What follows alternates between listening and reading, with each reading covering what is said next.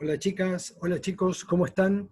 Bueno, en esta clase, que como otras también les voy a presentar eh, a partir del Zoom y con una calidad que no es muy buena. eh, bueno, vamos a tratar en esta clase y en otra pequeña clase siguiente la dictadura cívico-militar de 1976 en Argentina. Ese es un periodo particularmente complejo y duro, uno de los periodos más trágicos en la historia argentina, y lo vamos a hacer a partir de algunas diapositivas que tengo seleccionadas para ustedes. En esta primera parte vamos a presentar el marco general de la dictadura, que era esta dictadura, qué características tuvo, y en una segunda parte vamos a presentar a los actores de esa dictadura, particularmente a los empresarios, el movimiento obrero, otro tipo de organizaciones que estuvieron allí involucradas y la resistencia. Así que voy a orientarnos en este sentido con compartir primero una pequeña pantalla que les va a servir de marco. Entonces, la dictadura es un golpe militar mediante el cual, en este caso, las tres Fuerzas Armadas, coordinadamente, el Ejército, la Marina y la Fuerza Aérea, dan el golpe, se presentan a la sociedad a través de comunicados por radio y televisión y eh, ejercen desde entonces el poder, una junta de tres comandantes. Pero aquí lo que ustedes tienen en esta diapositiva es a quien delegaban estos tres comandantes el rol de presidente, que fue en todos estos años el jefe del ejército. Esto iba a ser rotativo, después no quedó así. Entonces, la primer junta militar es Videla, Macera y Agosti. Ustedes lo van a poder completar, como siempre sugerimos, con bibliografía. ¿Qué se proponía esta dictadura? Bueno, tiene un discurso que propone algunas cosas, pero una realidad que muestra otras. El discurso proponía erradicar una subversión, un término muy amplio y muy ambiguo en el que entraba todo el que no estuviera encajado en el molde que ellos proponían. Hablaba de una guerra contra un enemigo que era la subversión, que paradójicamente en las informaciones previas el ejército había asegurado ya haber derrotado y haber desactivado, lo cual era realmente cierto, y eh, defender valores occidentales y cristianos como en la mayoría de las dictaduras previas. Ahora, como ven en estos puntos que yo les marco aquí con el cursor, hay un pensamiento que les lleva a nombrar a esta dictadura como un proceso de reorganización nacional. Tampoco es la vuelta a la democracia que se interesaba. Les interesaba una refundación estructural de la sociedad, reconstruir las condiciones de dominación. Piensen que había quedado muy quebrado la hegemonía en el periodo anterior, y en la disputa el poder económico apoya una entrada de esta especie de drástica medida. Inclusive esas apelaciones que ya venían de etapas anteriores a metáforas medicinales, como que había que cortar, operar, etcétera, para recomponer ese balance de poder y reconstituir las condiciones de dominación en manos de ese poder económico y sus referentes. Por lo tanto, esto significa redefinir el Estado. El Estado ya no es ese modelo de Estado del bienestar, aunque de hecho todavía no alcanza a desmantelarlo todo, pero el objetivo es desmantelar eso, y un modelo de Estado liberal como en otros lugares del mundo se había impuesto contra las organizaciones populares.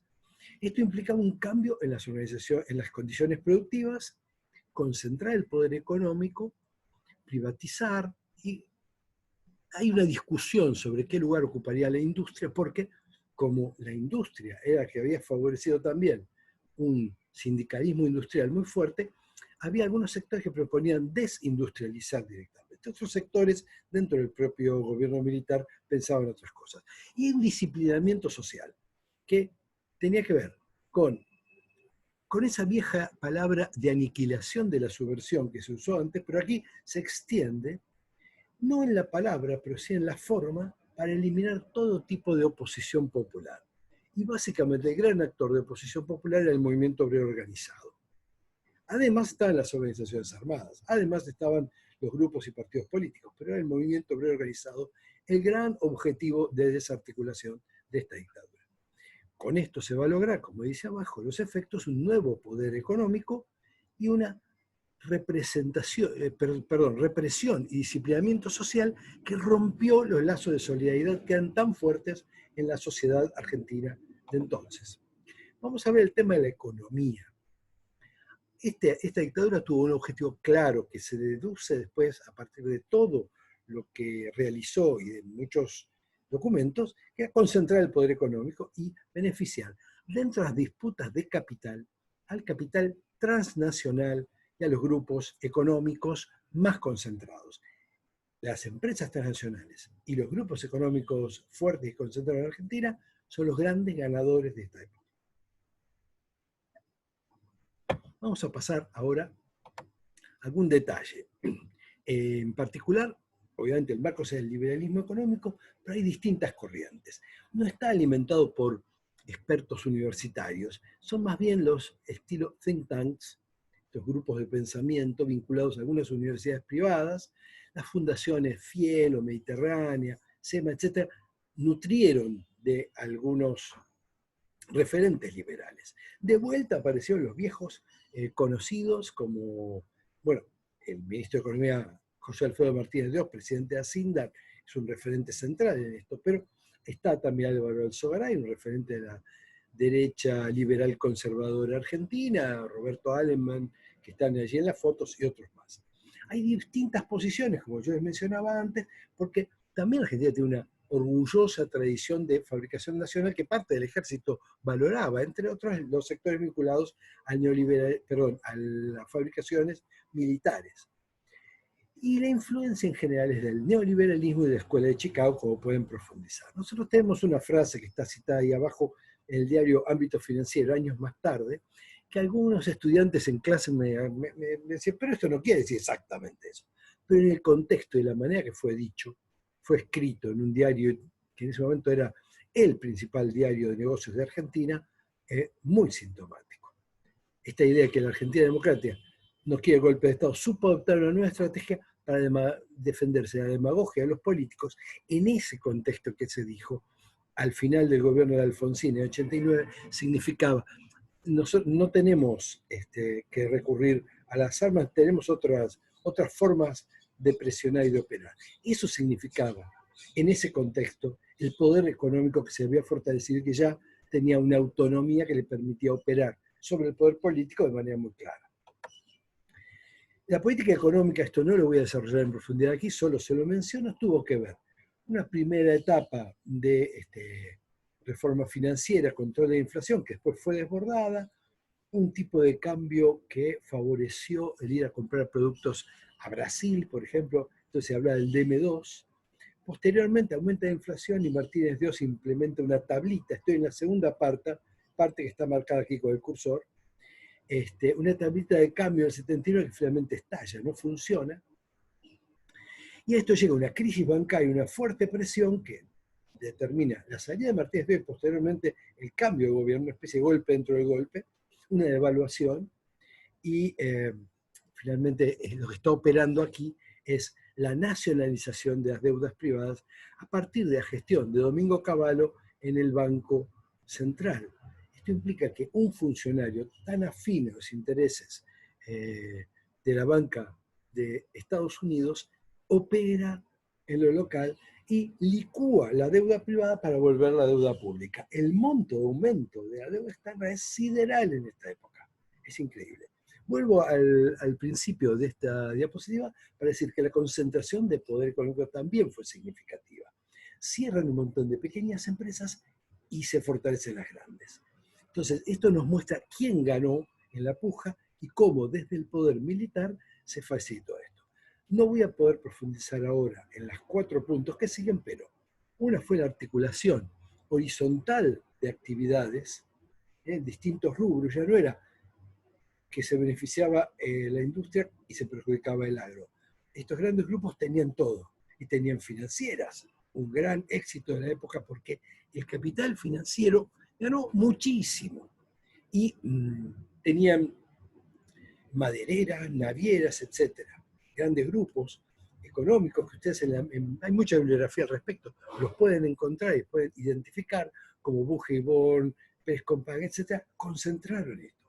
Grupos que en ese momento tenían base nacional y en muchos casos después fueron también transnacionalizados a partir de la compra de capitales externos. Esto fue interesantísimo porque generó una fuerte concentración. Si yo tengo el mercado en mis manos, puedo hacer prácticas de jugar con precios, etcétera, para eliminar a la oposición pequeña que no tenía forma de posicionarse y ganar mercado. El poder de compra del Estado, una época que era dirigido los contratistas, los que vivían del Estado, como el grupo Sogma, el grupo de Macri, etcétera, fueron muy grandes ganadores de la época.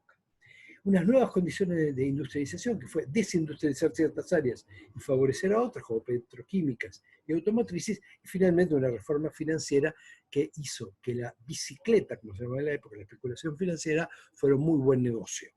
Entonces, con todo esto se concentró el poder económico. Este fue el gran éxito de la dictadura en sus términos, y en el término de quienes estaban con ellas. Ahora, ¿qué pasa con la cuestión de lo político? Bueno, lo que se aplica es terrorismo de Estado. El Estado es el que aplica, no solo permite, sino aplica formas de terror sobre la población. La inmoviliza a través de esto. Mucho de esto ustedes lo han leído con la bibliografía sobre doctrina de seguridad nacional, que en este caso se aplica casi calcada. El objetivo era desarticular a las organizaciones populares, a todo lo que veníamos hablando, y crear nuevas formas de dominación. Les muestro aquí algunas palabras del general Ibérico Saint-Jean, cuando decía: primero mataremos a todos los subversivos, luego a sus colaboradores, después a sus simpatizantes, enseguida a aquellos que permanecen indiferentes, y finalmente mataremos a los tibios. Otras palabras de Videla nos hablan de que terrorista es cualquiera que difunde ideas contrarias. Esto está muy afín con la doctrina de seguridad nacional, con esa idea de que hay que ocupar el campo de la cultura, porque es un campo también de disputa, y que el que no está conmigo está contra mí. Esa visión maniquea de la sociedad, donde no puede haber ni siquiera neutralidad.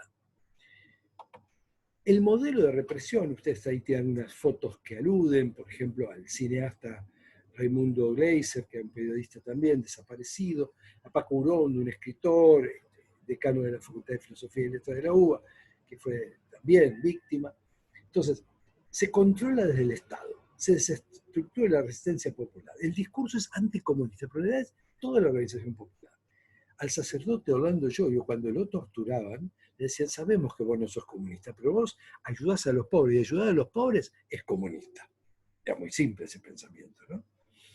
Está apoyado, como decíamos, en la doctrina de seguridad nacional, y me quiero detener en estos puntos que ustedes tienen aquí abajo. El terrorismo de Estado se impone generando un régimen de terror. Obviamente por la represión directa, detenciones arbitrarias, ir por la calle que te puedan detener, aunque tengan los documentos, que en esa época se volvía indispensable, no podías salir sin documentos de la calle. Las listas negras en las empresas, en la televisión, en la radio, cosas que no se podían decir, no se podían pasar. Censura y autocensura de periodistas, revistas o diarios que fueron secuestrados, periodistas que fueron secuestrados, acusaciones falsas, etcétera, persecución de distintas maneras. La desaparición forzada de personas, es decir, una persona que va caminando por la calle, de repente hay un grupo no identificado que la detienen, la suben en un auto y se la lleva. Nadie sabe quién es. Está desaparecida a partir de ese momento. En la mayoría de los casos no vuelve a ser identificada en ningún centro concreto, formal de detención, ni en ningún hospital. Las familias hacen recursos de habeas corpus, reclaman, pero nadie responde, porque es el Estado el terrorista. En el caso de la masacre de los palotinos, de la matanza de los seminaristas y sacerdotes palotinos del barrio de Belgrano, la zona había sido liberada. Cuando una vecina llama, la policía no aparece. La zona había sido liberada, donde había policías no había. Hay unos Falcon verdes que aparecen con hombres, circulan por ahí, a la mañana siguiente aparecen asesinados los curas, pintadas en el salón donde ellos estaban, 5 religiosos palotinos asesinados por fuerzas ilegales, irregulares? El miedo. Si alguien era secuestrado y tenía una agenda, los que estaban en esa agenda pasaban probablemente a ser víctimas de secuestros y de torturas posteriormente. En muchos casos eran llevados a centros clandestinos de detención. En esos centros eran torturados, eran vendados, a veces las torturas llevaban a la muerte, a veces no. A partir de las declaraciones de algunos marinos que participaron de los vuelos de la muerte, se pudo saber que se les inyectaba una droga para semidormirlos a muchos de ellos, subían aviones y se los tiraban al río de la Plata. Hay excesiva documentación de esto que ustedes pueden encontrar, y además están los juicios y las actas de los juicios que probaron estos delitos, a veces con testimonios y a veces con el silencio cómplice de militares, marinos, aviadores, etc. Entonces, este sistema de que cualquiera puede desaparecer, como cantaba Charly García en esa canción de los dinosaurios, usaba esa metáfora, decía, el amigo del barrio puede desaparecer, los que están en los diarios, todos pueden desaparecer. Eso genera un tremendo terror, porque además no era alguien que estaba militando, era alguien que estaba en la agenda de alguien, era alguien que trabajaba en un barrio ayudando a los pobres, dando de comer, era gente en una parroquia, eran inclusive militares que veían algo que no tenían que ver. Era Elena Holberg, una diplomática que se entera de cosas que no tenían que ver. Las víctimas pueden ser cualquiera. Y cerca, dice Víctor de Genaro, un 30% trabajadores, obreros, obreras. Les cité los centros clandestinos de detención, ahora se lo voy a mostrar, un plan sistemático de aprobación de recién nacidos, acciones separadas, feudalizadas de grupos de tareas y distintas fuerzas, intervención en la educación, detectar, había un documento para detectar qué profesores podían estar dando ideas contrarias al gobierno o al ser nacional, que es algo totalmente ambiguo, con lo cual muchas veces se secuestraban libros, mucha gente ponía en bolsas de enterrar sus libros, muchos quemaban sus libros, porque la propia dictadura, por ejemplo en el caso de Córdoba, juntó un montón de libros de ediciones de la Flor y los quemó públicamente para mostrar que esos libros no podían ser leídos, mucho menos escritos, y nadie podía tenerlos, ¿no? En educación se identificaban los estudiantes, las chicas y los chicos rebeldes, ojo, pueden ser subversivos. La propaganda y el control de los medios de comunicación, que se fijaron mucho ellos, tanto que el Mundial de Fútbol del 78 fue manipulado para obtener apoyo de la población y se tapó la investigación de la Comisión Interamericana de Derechos Humanos, que veía lo que estaba sucediendo en ese contexto y venía a investigar. Y se negaba, se censuraba todo lo que traían los medios del exterior contando el desastre que estaba haciendo la dictadura en Argentina. Y finalmente el Plan Cóndor, que era el asesinato de opositores perseguidos por las dictaduras de los respectivos países en el cono sur de América Latina. De esto también hay libros, hay mucho material. Tienen acá una especie de infografía del diario Clarín en el año 2006. Esto fue después corregido y ampliado, pero aproximadamente fueron 500 los centros clandestinos de detención. Aquí tiene una ubicación en distintos lugares del país. Esto significó un retroceso en derechos políticos y sociales, no solo a partir de matanzas como las que menciono allí al costado, la de Fátima, de Palomitas, la de Margarita en Belén, sino en general, porque se suspenden las garantías constitucionales, todos los derechos políticos se retroceden, aumenta la desocupación, aumenta la pobreza, porque el proyecto de gobierno rápidamente entra a fracasar también y tiene un impacto muy fuerte en la vida de la gente, porque implica una caída del poder adquisitivo y del salario real, como ustedes pueden ver allí, la represión y muerte de líderes sociales, como yo decía, el abanico es amplio, de todos los perfiles, la represión en la educación, que les mencionaba antes, pero también piensen que la dictadura no solo ocupó los poderes ejecutivos de todo el país, no solo intervino en la Corte Suprema y la Administración de Justicia de todo el país, no solo anuló, cerró el Congreso y la actividad legislativa de todo el país, de todos los niveles, sino que además intervino en las fábricas, las empresas estatales, los hospitales, los centros de salud dependientes del gobierno, y las escuelas y los colegios. En todos lados intervino esto. Entonces, la represión fue muy fuerte y se aplicó hasta en los últimos niveles. Obviamente también esto se asoció a un recorte del presupuesto social en salud, educación, jubilaciones, etc. Y todo lo que era acción social, especialmente la carrera de trabajo social o las fueron cerradas carreras como sociología o psicología, inclusive muy sospechada, porque la psicología era mal vista de ese marco conservador católico de algunos de estos líderes, muy limitadas en la época. El trabajo social era una actividad prácticamente considerada subversiva. ¿Cómo termina esta dictadura militar? Después vamos a hablar en otra clase de la resistencia, pero quiero darles un pequeño marco en este sentido. Bueno, por un lado, vamos a lo que sería la columna de la izquierda. Por un lado, hay una fuerte movilización popular. Por otro lado, hay una presión internacional muy fuerte con la dictadura. Finalmente, una crisis interna de tipo económico, pero también una crisis de tipo político.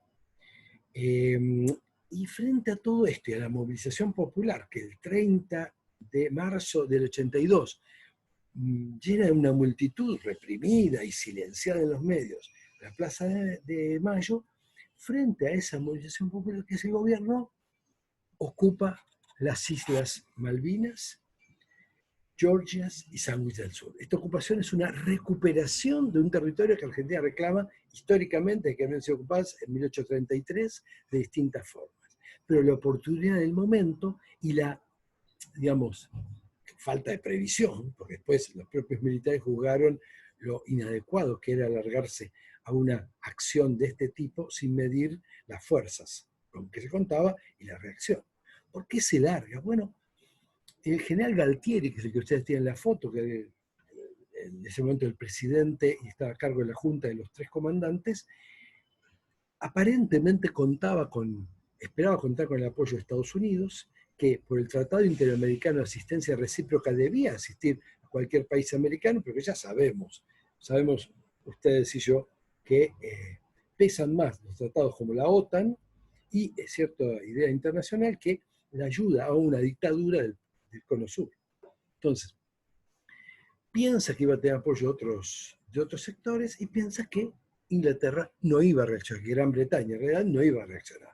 ¿Qué es lo que finalmente hace? En ese momento estaba Margaret Thatcher, una primer ministra, la dama de hierro, que sumó la desocupación para levantar los números del país, sumó la desocupación y generó un impacto social tremendamente negativo en Gran Bretaña.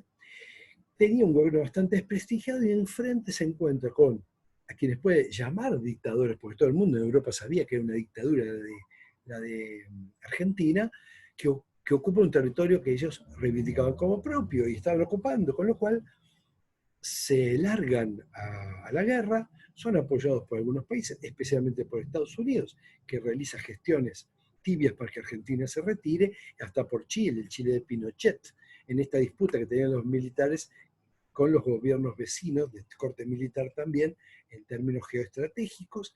Así que la derrota de Malvinas, las mentiras que se decían durante la guerra por la televisión, que desnudaron el aparato de propaganda falso que había armado esa dictadura y a quienes todavía tenían una cierta máscara de dudas respecto a la dictadura, le mostraron con toda crudeza su terrible realidad.